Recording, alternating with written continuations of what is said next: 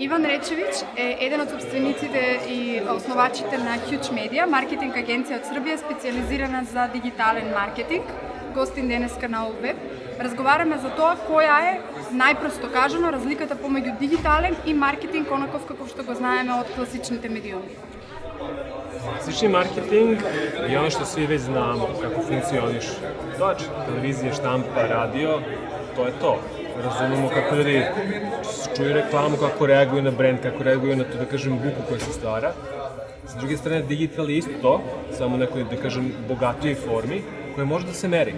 Jednostavno, šta god da se desi u online svetu, čak i u offline svetu, možemo da izmerimo, možemo da izračunamo koliko je to vredelo, koliko je donalo novca klijentu, koliko je napravilo profita. To je razlika, znači, merenje. Ali veoma precizno merenje u odnosu na klasične medije. Klasične medije imaju neke, da kažem, alate, koji su nekako retroaktivni, čekamo na informacije po mesec, 2, 3, dok u digitalnom svetu imamo instant rezultate. To jest, ne instant, odmah u ovom trenutku kad se desi, nešto dobijemo informaciju. Тоа е тоа што сега се нарекува performance-based marketing. To jeste performance-based marketing onda kada radimo sa klijentom koji ima prihode sa digitalnih kanala, a mi kao agencija se bavimo pravljenjem saobraćaja, zovemo saobraćaj trafik, koji stvara neku vrednost klijentu. Sad, nekada je vrednost samo posetioca, a nekada je vrednost posetioca koji nešto uradi konkretno, napravi neku konverziju, kupi nešto.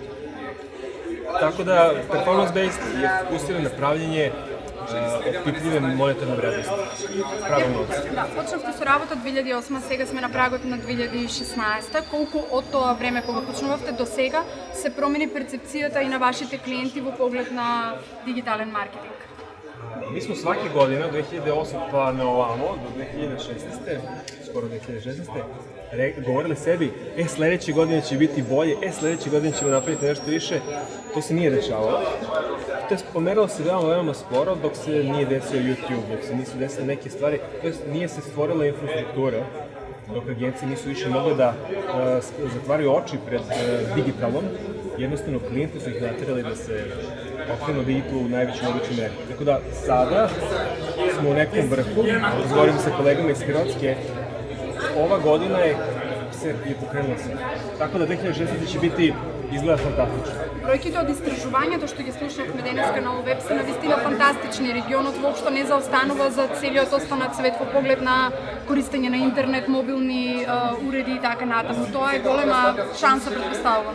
Јесте. Стvari je tome što ako hoćeš da se baviš digitalnim marketingom, za početak moraš da poznaš tehnologiju. Ne da znaš kako da koristiš svaki nekad alat, već da imaš osjećaj kako tehnologija funkcioniše, šta možeš da spojiš, jer nije za svaki brand, za svakog klijenta sve.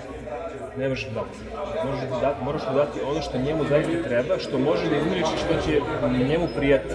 Znači, ako imaš brand koji prodaje paste za zube, ne možeš mu nuditi Twitter, na primjer.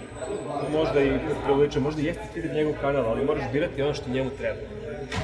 Може ли некој пример да ни кажете од вашите клиенти со кои што имате постигнато навистина резултати со кои што се гордеете? Што сте направиле? Не мора да ги споделувате тајните бизнес, меѓутоа како концепт. Koncept je po meni najbolji klijent sa kojim može se raditi performance-based marketing je klijent koji živi od interneta. Kad kažem živi od interneta, on znači svoje kupce nalazi na internetu koji na njegovom web sajtu i na njegovoj aplikaciji kupuje nešto. To su najbolji klijenti zbog toga što oni razmišljaju o novcu, kao i mi kao preduzetnici koji imaju agenciju, razmišljaju o novcu, tako da se spajaju dve interesne strane. Znači imamo zajednički interes, nama je cilj da napravimo, da dovedemo ljude, da oni nešto kupe, da što ljudi bude zadovoljni. To je taj performance-based marketing i pristup. I takvi klijenti su najbolji. I najbolji su oni koji ti daju neograničen budžet. Sve dok su tvoji troškovi tvojeg marketinga, time čime se ti baviš, i ispod neke granice prodaje. Onda ne postoji kočnice, niti sa strane agencije, niti sa strane klijenta, jer njemu je cilj da što više zaradi. I isto i nama. Tako da, zavisno od procenta, često da pređemo određeni procenat njegovog prihoda. To je savršen klijent. Се менуваат ли клиентите во поглед на ова што го зборуваме? Свесна сте дека се е веќе мерливо и може да се измери и врз база на тоа да се правилно распоредуваат буџетите кои што се однесуваат за маркетинг во најширока смисла? Da, definitivno. Neminovno je da klijent mora da poznaje sve te stvari, moramo da ga edukujemo, moramo da mu predočimo šta sve može da se izmeri, šta ne može, šta možemo da izvedemo i na koji način. I ono što je najinteresantnije, nijedno rešenje, kada god da smo krenuli sa nekim rešenjem, nije se uvijek završilo kako smo planirali. Jer se toliko stvari menja.